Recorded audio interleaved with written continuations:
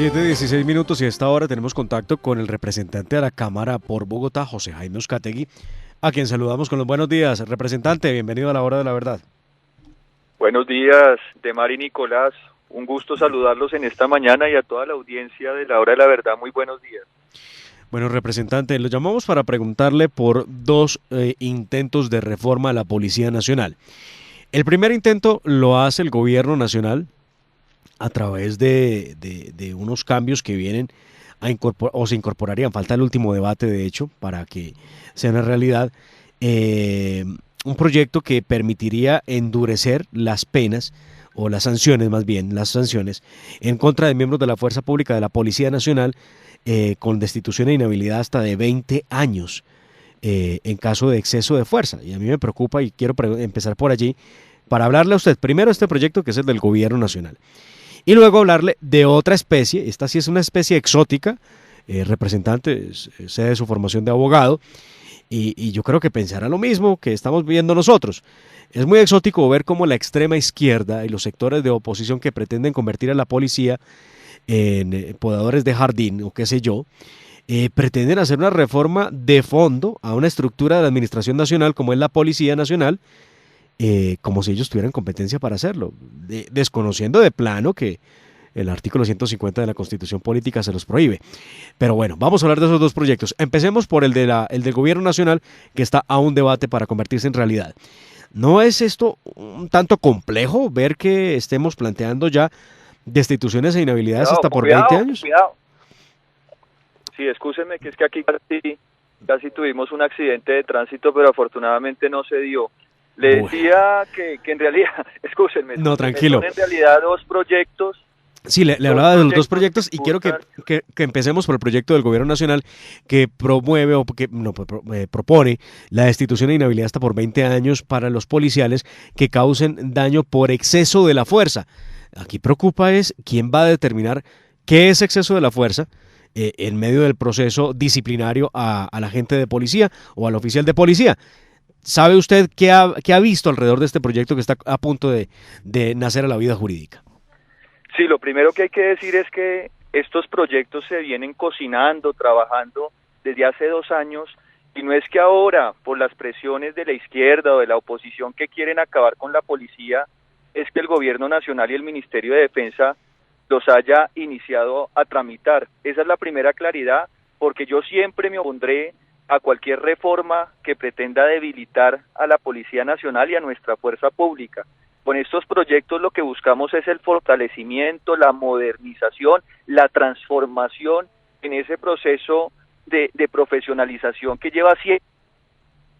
Y es que hay que recordarle a la opinión pública que aquí tenemos un ejército bicentenario y una Policía Nacional de más de 130 años que trabaja denodadamente por el bienestar de todo el pueblo colombiano. Son 2 proyectos del gobierno que acompañamos varias bancadas en el Congreso de la República, incluida la del Centro Democrático que yo represento y acompañé con mi firma junto a otros representantes del Centro Democrático, y uno está orientado a fortalecer el plan de carrera o el régimen de carrera, estableciendo ascensos, beneficios, tiempos, temas de bienestar para nuestros uniformados, y el otro que tiene que ver con el código disciplinario, que también tenía que actualizarse a las nuevas realidades, ponerse en sintonía con parámetros internacionales de derechos humanos y del sistema interamericano, y en esas 2 direcciones logramos avanzar esta semana aprobando esos 2 proyectos en la plenaria de Cámara, y como usted bien lo dice, solamente faltaría...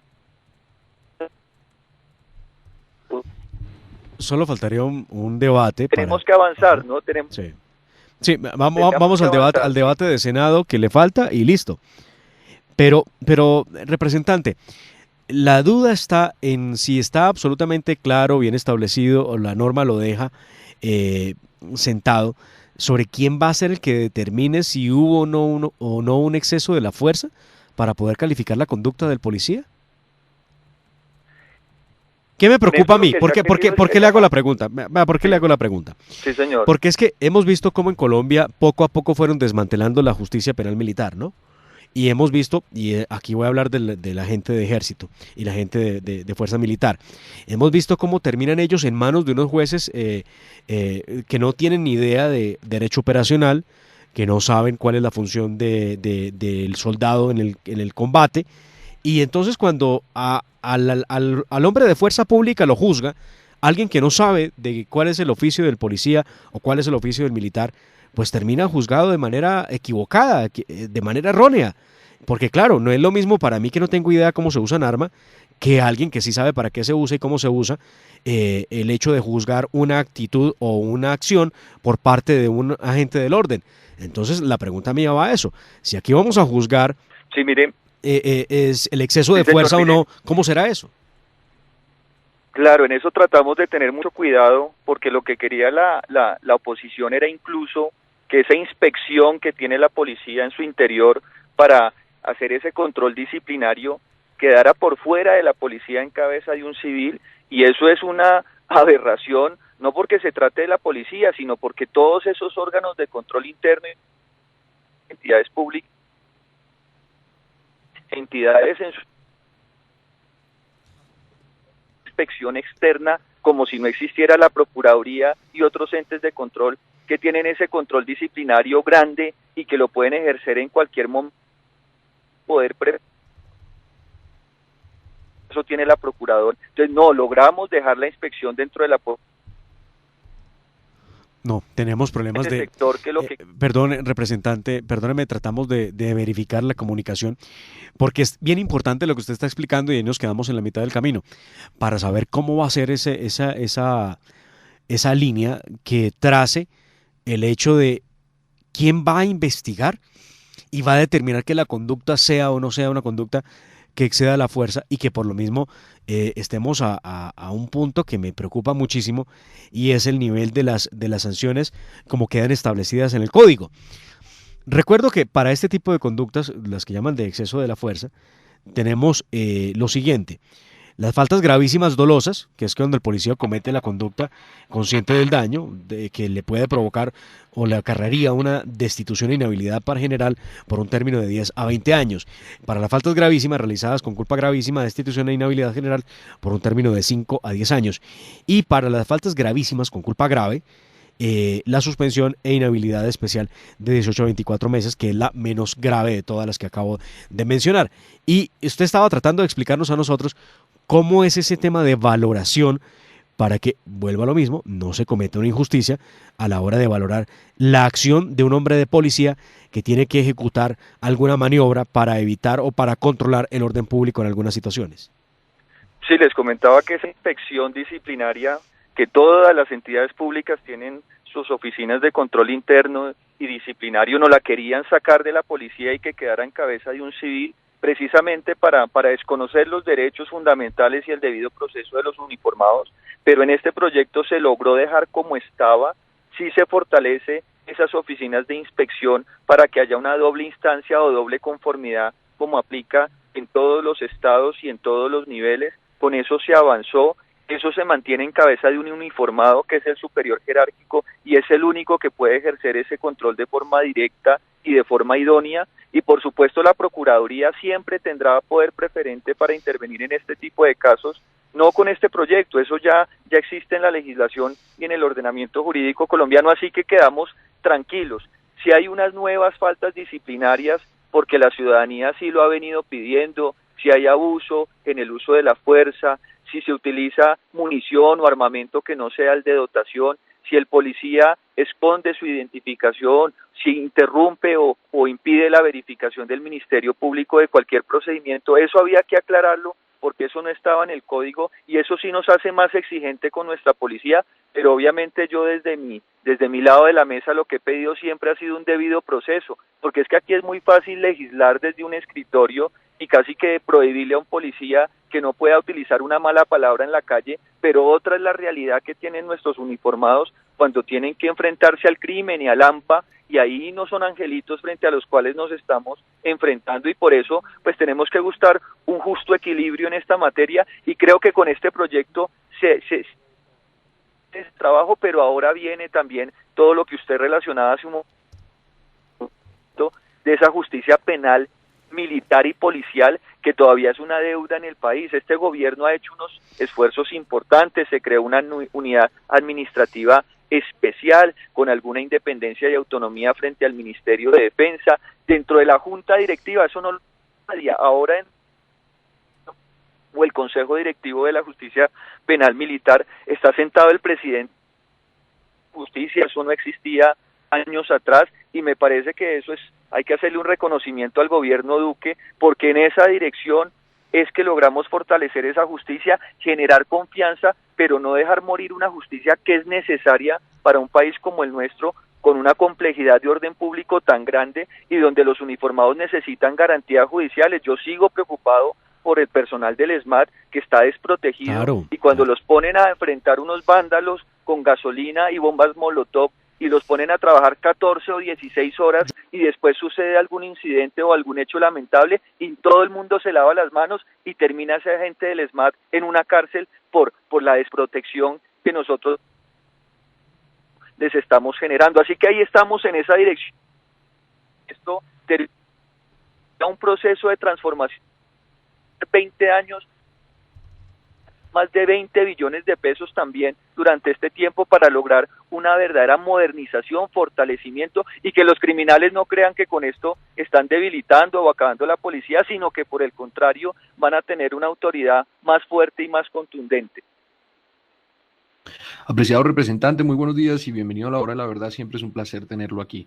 Yo quisiera preguntarle, porque pues obviamente todas estas reformas, modificaciones, limitaciones, aún más controles y digamos en algunas partes de la fuerza pública me han comentado que ellos pierden algunas garantías y pues que la gente está desanimada, muy desanimada porque se ven en situaciones de riesgo, como usted dice, como vemos hoy en día en el Portal de las Américas y en otras zonas del país, y pues los miembros de nuestra fuerza pública prácticamente que están armados con una pistola o con un fusil y en situaciones de alto riesgo, en situaciones donde hay mérito para la defensa personal y demás, pues ellos dudan en actuar y ejercer ese poder que le ha otorgado la nación, pues por miedo a que los empapelen, por miedo a que los metan presos, porque pues en Colombia al parecer el criminal es el que tiene beneficios y derechos y los miembros, nuestros héroes de la fuerza pública siempre son marginalizados.